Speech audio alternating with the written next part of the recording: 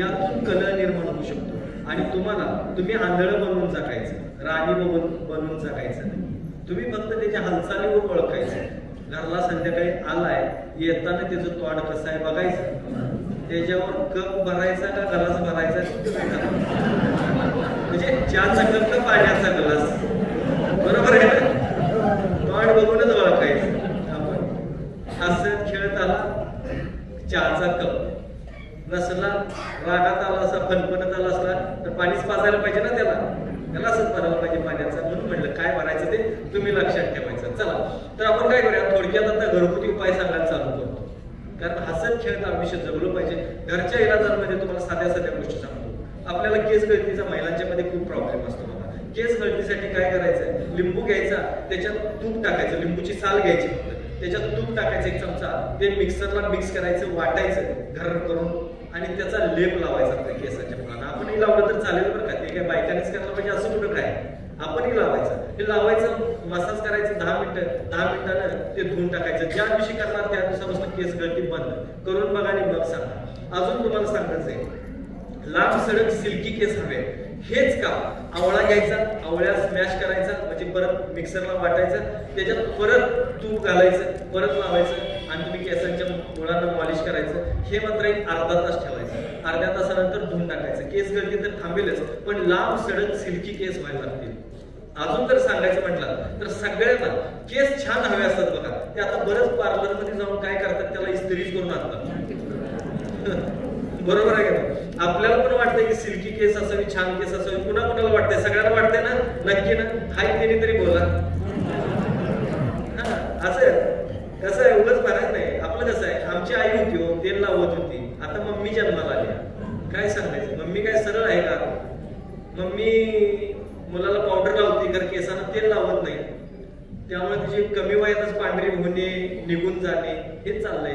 मुलगा देखना दिसला पाहिजे, तो कधी लग्नाला आल्यानंतर देखना दिसला पाहिजे. लहानपणी कशाला देखना दिसायला पाहिजे? आपलं कुत्र आपल्याला चांगलं दिसलं, विषय खलास. बरोबर आहे ना? हे लहानपणी तुम्ही देखणं दिसत आहे, त्याचं मग ज्यावेळेस त्याचं लग्न करायचं असं ना, त्यावेळेस ते माकडासारखं दिसायला लागते, कारण केसच गेलेले असतात. बरोबर आहे ना? तर मम्मी व्हायचं नाही, आजपासून आई व्हायचं. ही मम्मी कशी असते माहिती का? स्कूल बसला सोडायला जाताना मुलाला कसं करते, पावडर लावायची, त्याच्या दप्तराचं बोजा त्याच्यावर अडकवायचा, ते आपलं असं थांबलेलं असतं आणि ही आपली नटत उभारते आणि स्वतःलाच काय आरशात असं करतो तुम्ही, असं करून बघतात आणि जायचं असतं कुठं सोडायला. आणि ते पोरगा आपलं दमतंय, मामा आवडला, मामा आवडला, मामा स्कूल मामा येत असतील, आवडला स्कूल बस येत असेल, मामा बेटा 2 मिनिट 30 वेळ अशी काय ड्रेस जरी घातला तरी किती वेळा बघायचं, काय बघायचं, स्वतःला किती बघायचं. तुम्ही बघू नका, नवऱ्याला तुमच्याकडे बघायला पाहिजे ही अपेक्षा ठेवा, तशा पद्धतीनं राहा. तर चला आपण पुढं बोलू. हे मम्मीचं काय गाणं संपत नाही, की मुलाला पण बबू म्हणते, नवऱ्याला पण बबू म्हणते, माहिती आहे ना?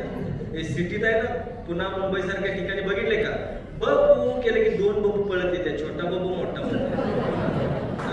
ही अपार्टमेंट मध्ये राहती, एवढ्या चौकात ते चौक असतो तेवढ्या घसरगुंडीवरती सोडती पोराला आणि मग ती बबू पळशील हळूहळू, बबू तेवढ्यावर येते, बरोबर पडते बबूला. एवढं लागलं की बबूला दवाखाना, बबूचा पाय प्लॅस्टर मध्ये, बबू वाकडा. ही अशी परिस्थिती आहे. नागिन होती बघा त्याच्यावर, बबू बबू हो बा. त्याला सर्कशीला वाघ करू नका, जंगलातला वाघ करा. त्याला जरा सोडा त्याला खेळायला, तुम्ही उगीच पाठी उभारू नका. आमची आई आम्हाला हुडकून आणायची संध्याकाळी, चुकून लागलं बिगलं कुठं पडलं घरला येताना घरापर्यंत लागायचं नाही, घरात आलं की सरळ चालायचं म्हणतात. त्यानंतर आई अशी मारायची का नाही आमची, लय पडवायची बाबा, काय सांगू तुम्हाला. हे फाटक्या चट्ट्या घालून आम्ही शाळेला गेलो म्हणून आम्ही सुधारलोय, आहे का नाही? विहिरीला गेलो की आंघोळीला मग काय ती बी नाही, आहे का नाही? आणि खायला गेलं प्यायला काय माहिती. लहानपणी आमचं जर बघितलं तरी समृद्धी हायवे सध्या त्याला व्हायचा, आत्ता झालाय समृद्धी हायवे 4 पदरी 6 पदरी. आमचा अगोदरच नाक सगळीच पॅक, फुल पॅक, सुट्टीच नाही त्याला. नाक लिपलेले असायचं कदा. नाका विश्वास घेतात ते लहानपणी आम्हाला माहितीच नव्हतं. आम्ही तोंडाने श्वास घ्यायचं साधारी गदा, आणि त्यात ते बरोबर जरा नाकात घ्यायला लागलो असं खाली यायचं ना. शाळेत सुद्धा आम्ही गंमत करायचं असं आता बघेल तर, आणि ते हळूहळू ओटावून येताना एवढं भारी वाटायचं ना ते काय सांगतो तुम्हाला. मास्तर म्हणलं की नाही शेमड्या म्हणजे फार कर वाटायचं, म्हटलं की ते नाकात बसायचं नाही, डायरेक्ट पोटात गिळलं नाही तरी सुद्धा करून गिळायचं, पाक गिळायचं. आता ते कुठं जायचं होतं ते आम्हाला विचारू नका. असा शेपूट 100 वेळा पुसायचा असा, आणि त्याच हातात जाऊन चेपायचं. हा दोन्ही प्रकारच नव्हता आम्हाला, बरोबर नाही. तर आम्हाला त्यावेळेस रोग मला माहिती नव्हतं. चला आपण पुढे जाऊ. केसांच्यासाठी आपण आवळ्याचं आणि तुपाचं सांगितलेलं आहे, बरोबर आहे ना, आवळा आणि तूप.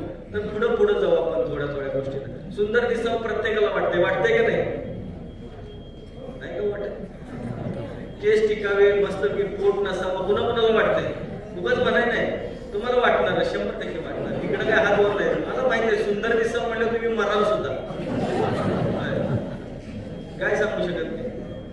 तर कसं असतं तुम्हाला सांगतो, सुंदर दिसावं, पोट प्लेन दिसावं प्रत्येकाला वाटतंय. मुलगा मोठा झाला की आपण काय करायला पाहिजे, त्याला मित्र मांडला पाहिजे, त्याच्या संग मित्रासारखं बोललं पाहिजे. तू बोलशील त्याला तो मित्र वाटायला पाहिजेस ना. तुझं कसं असतंय, तुझं पोट पुढं आलेलं, केस उडालेले, चेहऱ्यावर बघितलं तर ते खूपच सुरकुते असतात, शर्ट चुरगळल्यासारखं, तोंड चुरगळलेलं, कसं त्याला तो मित्र वाटणार बिचारा. हा, मित्रासारखं राहायचं तर ते मित्रासारखं आपण दिसलो पण पाहिजे, बरोबर आहे ना? नाही मित्रासारखं दिसलो पाहिजे, बरोबर आहे ना? हा, तर तसं दिसायचं, जरासं व्यायाम करायचं, खायचं व्यायाम करायचं. आम्ही बघा कसं आहे, मागे एकदा मुलग्याला मुलगी बघायला गेलो होतो. ते म्हणलं बाबा माझा टी शर्ट घाला, इट्स ओके, घातला त्याचा टी शर्ट, गेलो मुलगी बघायला. शाण्याने टी शर्ट तरी दुसऱ्याला द्यायचं का नाही? तिला जे फोटो दाखवलं तर त्यातला टी शर्ट मला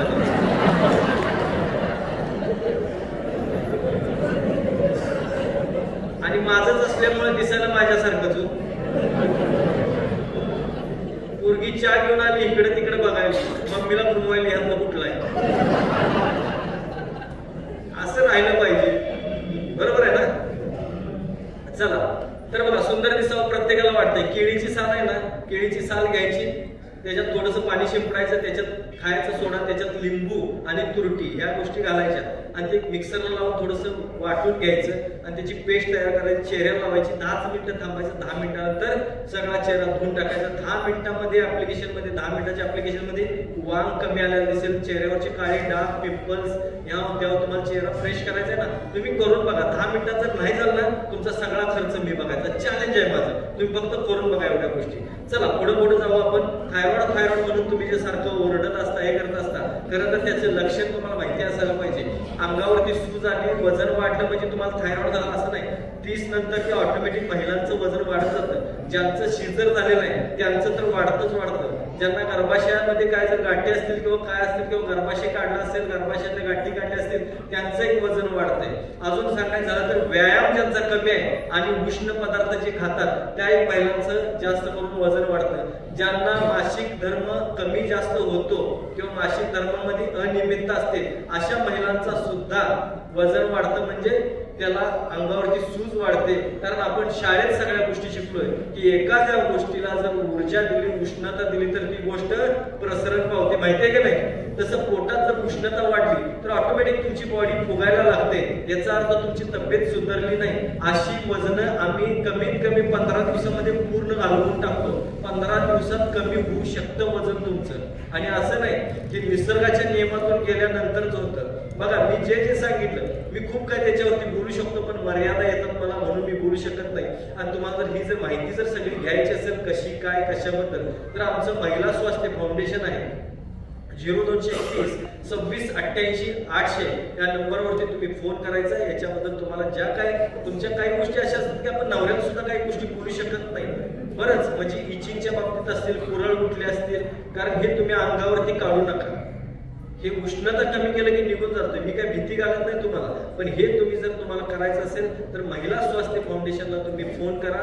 तुम्ही तिथं वाटल्यास तुमच्या व्हॉट्सअप नंबर आहे, व्हॉट्सअप नंबरला जॉईन व्हा. तुम्हाला त्याच्यावरती मेसेज जरी केला तर त्याचा रिप्लाय तुम्हाला येईल, त्याचं तुम्हाला येईल. फक्त फोटो काढून न्या मोबाईलमध्ये किंवा नंबर लिहून न्या प्लीज. मी विनंती करतो तिथं संजीवनी तोडकर म्हणजे मिसेस माझ्या माई, त्यांना फक्त माईच्याकडे द्या म्हणून सांगा किंवा माईची बोला तुम्ही. तुम्हाला ह्या सगळ्या गोष्टींची उत्तरं मिळून जातील. ज्या गोष्टी तुम्ही माझ्याशी बोलू शकत नाही, कुणाशी बोलू शकत नाही त्या गोष्टी, किंवा मलाही काही गोष्टी सांगण्यात माहिती असून सुद्धा मर्यादा येते, त्या सगळ्या प्रश्नांची उत्तर तुम्हाला महिला स्वास्थ्य तोडकर संजीवनी महिला स्वास्थ्य फाउंडेशन वरती मिळून जातील. त्यासाठी तुम्ही नक्की फोन करा.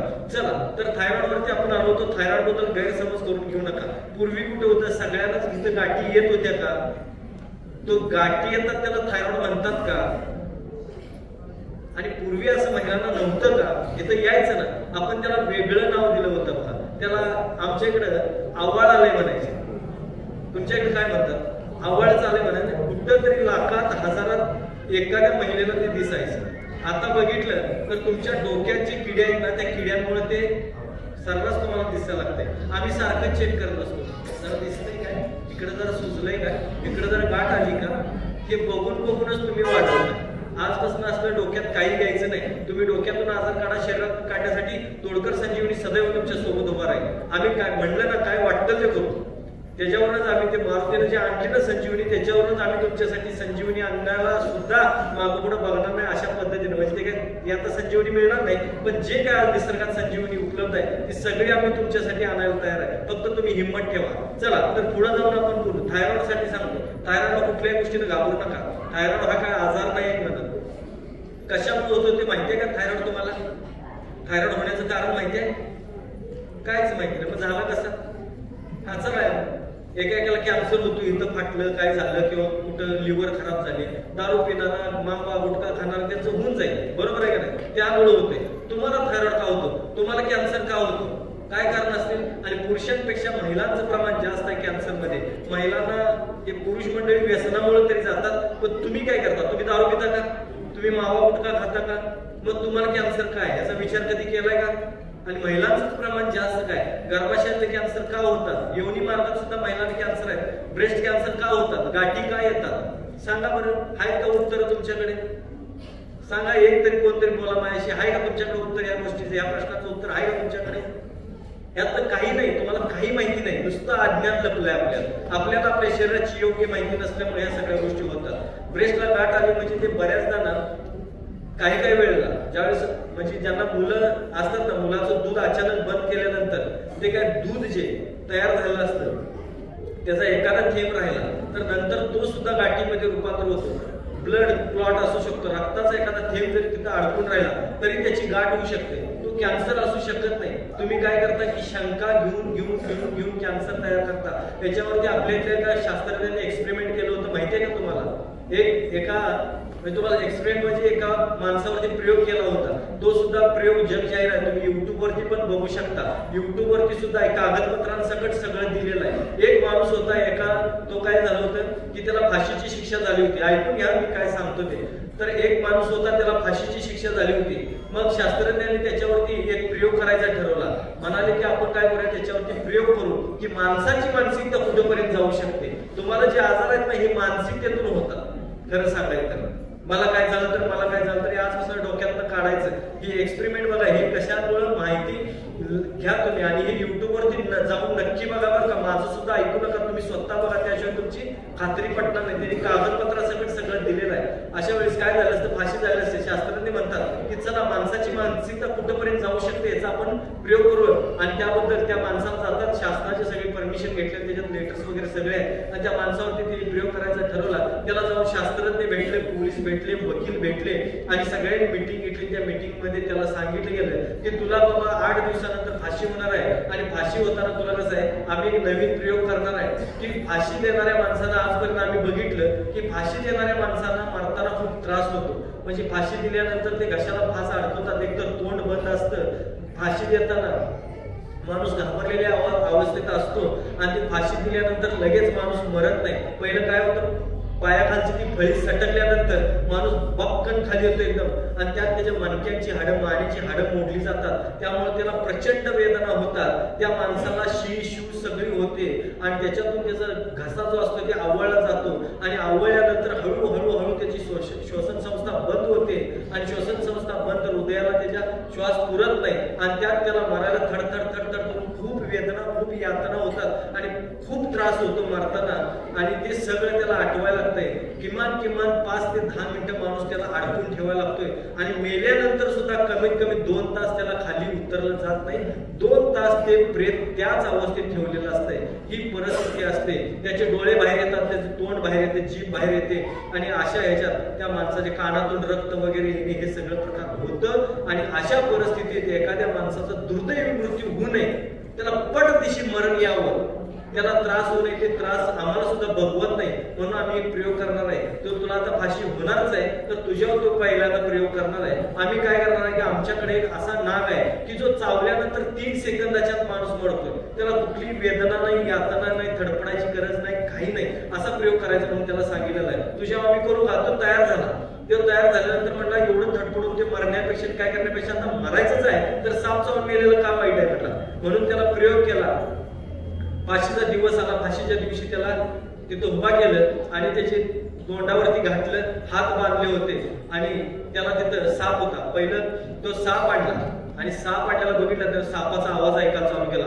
तो फोस करून साप करत होता आणि त्याच्यानंतर त्याला बघितलं तर साप त्याला असा त्रास वाटत होता की आता हा साप चावणार, पण मेल्यापेक्षा, फाशी लावून मेल्यापेक्षा साप चावून 3 सेकंदाच्यात आपण मरू शकतोय, आणि उलट हेच बरं आहे साप. मग तो म्हणतो की मला एकदा सापाचं त्या दर्शन घ्यायचंय, शेवटची इच्छा सापाचं दर्शन घ्यायचंय. साप सोडल्यानंतर ना, असा साप बघतोय तो सोडल्यानंतर तो साप पाठीमागून फिरतो, तिथल्याच माणसाच्या अंगावर जायला लागतो. ज्याला धरून आणलेला असतो ना त्याच्याच अंगावर तो साप जायला लागतोय आणि मग ते साप लय डेंजर आहे, आपण 100% मरणार आहे, 100% मरणार म्हणते. आणि मग ते बरं ठीक आहे म्हणते, चला डोळे बंद करतोय. परत घातल्यानंतर त्याचे हात जे असतात त्या हातावरती पाठीमागं फक्त अशा 2 टाचण्या मारल्या जातात. साप पाठीमागं नेला जातो, साप चावत नाही, फक्त टाचण्या मारल्या जातात आणि टाचण्या मारल्यानंतर 3 सेकंदाच्यात तो माणूस मरतोय.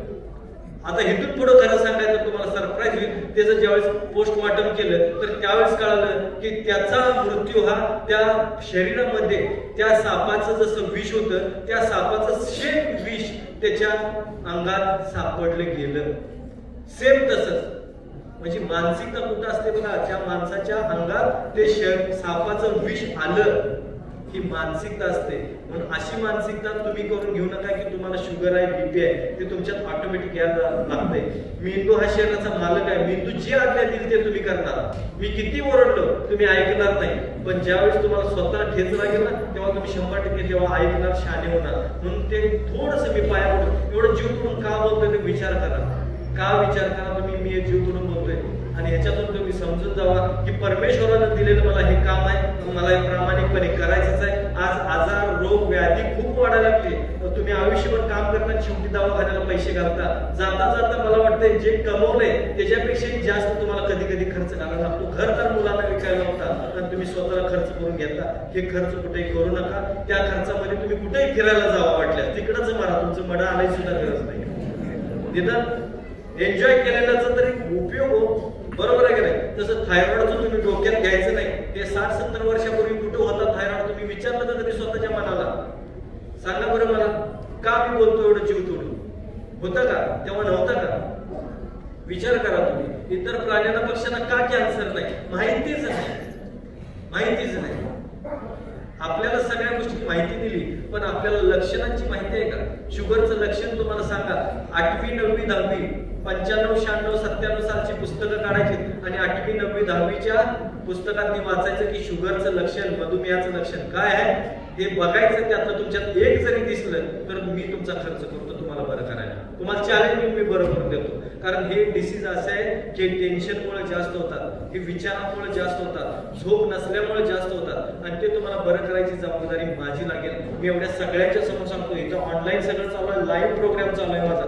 महाराष्ट्रात काय माझ्याकडे 54 देशातले लोक आता ऐकतात. तुम्हाला वाटत असेल मी इथं उभारलोय, पण माझ्याकडे करोडो लोक ऐकतात बाहेरच्या 54 देशातल्या लोकांच्या पर्यंत आता हे लाईव्ह प्रोग्राम चालू आहे. त्यांच्या सगळ्यांच्या साक्षीने सगळ्यांच्या समोर सांगतो, तुम्ही फक्त घाबरू नका, आम्ही तुमच्या सोबत आहे. बस निसर्गातून काही असू दे तुम्हाला आणून देतो.